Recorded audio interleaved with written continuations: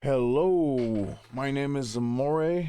I'm a pro wrestler on the indie world. I also work in IT. And one day I thought to myself, I watch a lot of YouTube videos. I'm on the internet all the time, whether I'm gaming or checking out, YouTube. And I thought, why not make some React videos? Why not invite the people to watch along with me and see what's going on? So this video caught my eye. It's about how they're installing surveillance cameras, utilizing AI and, learning our, behaviors, tracking our every movement from the moment we leave the house. And even with like the door cameras that we install in our home, uh, that's also tracking us, keeping tabs on everybody. So, let's watch this video and see what kind of dystopian future we have ahead of us. There's enforcing the law, and then there's building a system that treats every driver like a suspect the moment they turn the key or push the button. Colorado isn't flirting with that line anymore. It's driving straight past it. For years, speed cameras were a minor annoyance. You knew where they are, your navigation app warned you, and if you were paying attention, you adjusted. It wasn't perfect, but at least it was transparent.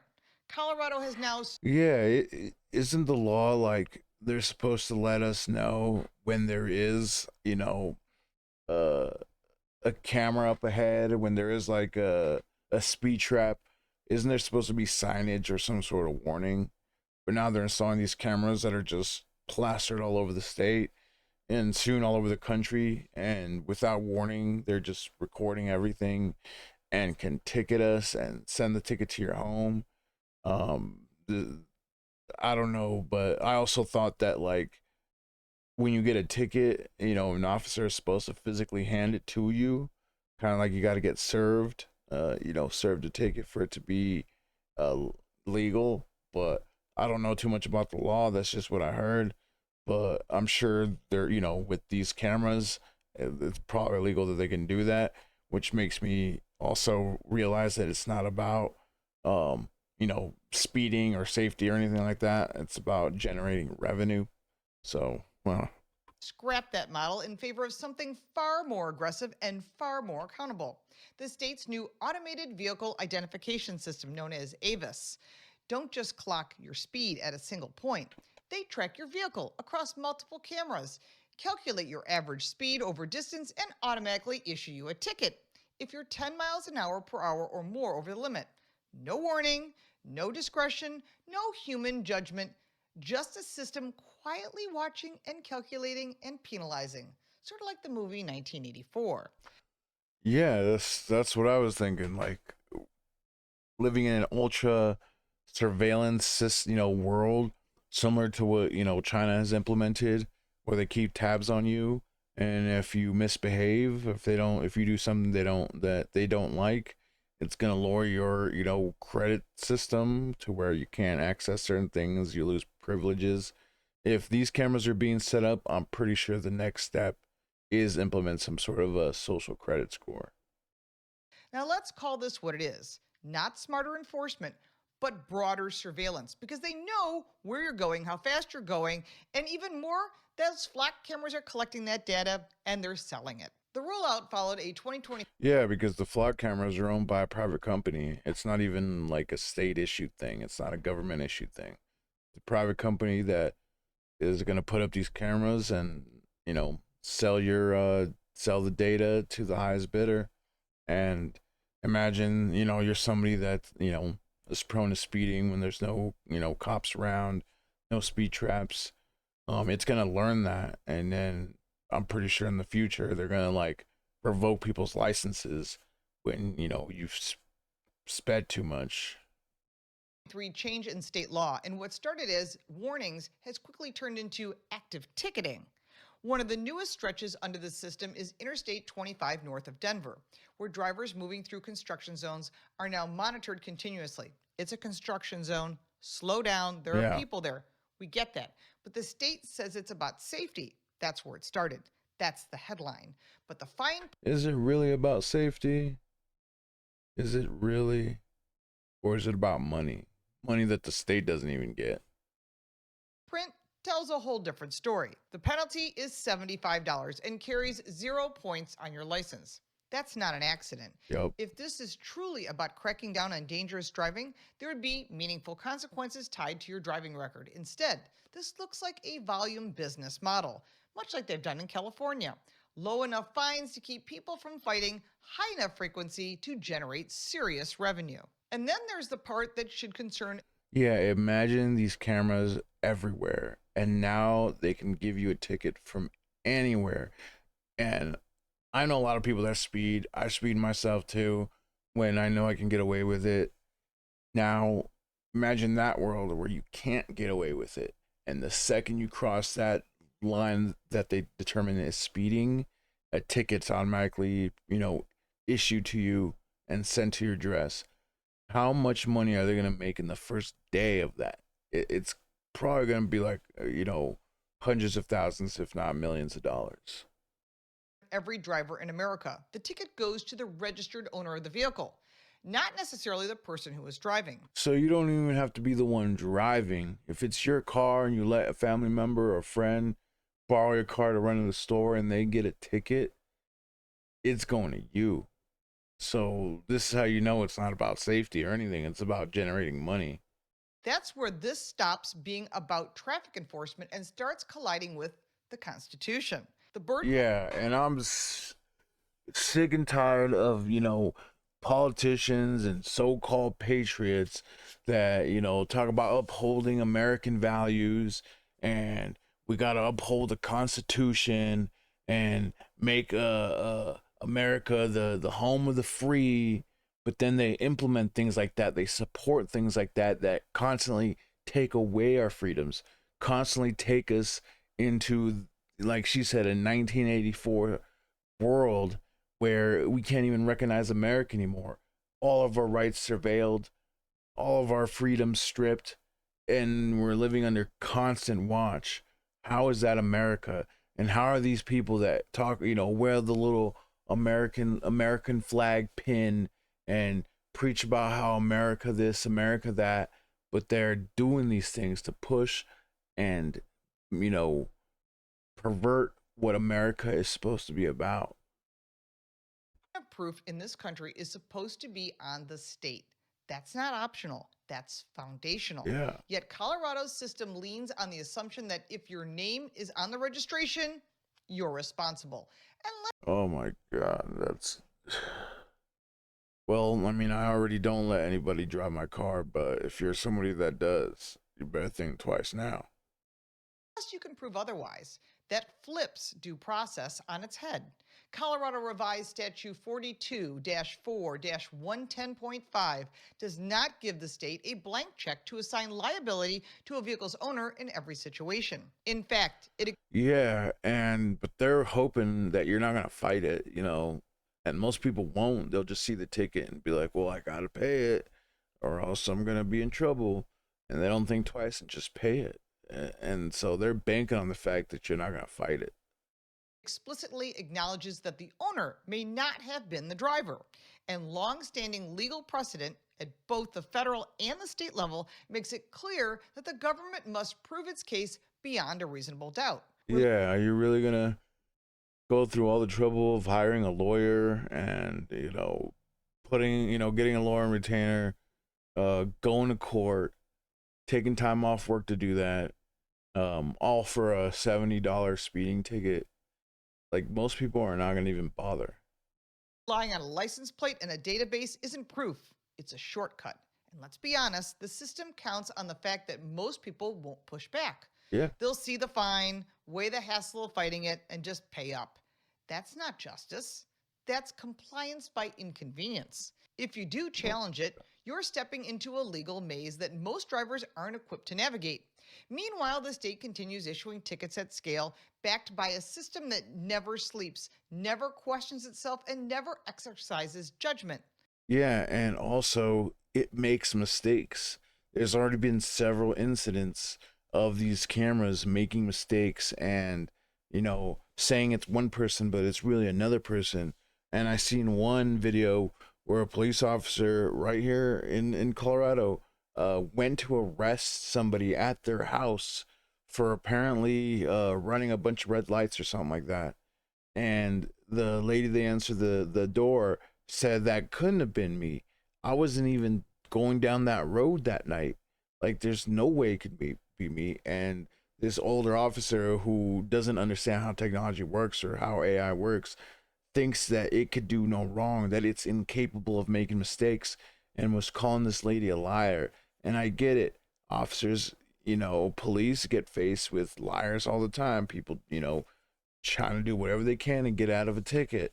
But they also never question that this AI is brand new technology and it's capable of making mistakes. Hell, it makes mistakes, using ChatGPT. It's already known for doing that. But this is going to lead down a really dark path. This is what happens when enforcement becomes automated. Accountability disappears. A police officer can assess a situation, a camera cannot. It doesn't care if traffic flow made it safer to keep up with the pace. It doesn't account for conditions. It doesn't apply discretion. It simply records, calculates, and penalizes. Yeah, and there's been many times where you have to go faster to keep with the flow, of the road of traffic. And if you go the speed limit, you're now impeding traffic based on all the cars around you. So now it's gonna like ticket every last car that's speeding. This is for sure a money grab situation, and has nothing to do with safety. And imagine if everybody went the speed limit all the time exactly, how worse traffic is going to be because people can't go with the flow. That might be efficient, but it's not fair, and it's certainly not nuanced. Then And it's there's not the bigger constitutional. picture, the one few officials seem eager to talk about. These systems don't just measure speed, they track movement. They log where your vehicle enters a zone, where it exits, and how it behaves in between. Expand that across highways, cities, and eventually entire states, and you're looking at real-time network that monitors how Americans move. This is happening in California. It's starting to happen in New York, New Jersey, and other states. They're watching. It's typically those 17 states that all kind of follow in lockstep. And if Yeah. And knowing how AI works and how people have made a lot of deep fakes, and you can pretty much pin someone in a situation that they were never involved in or a part of, and it's definitely going to be abused.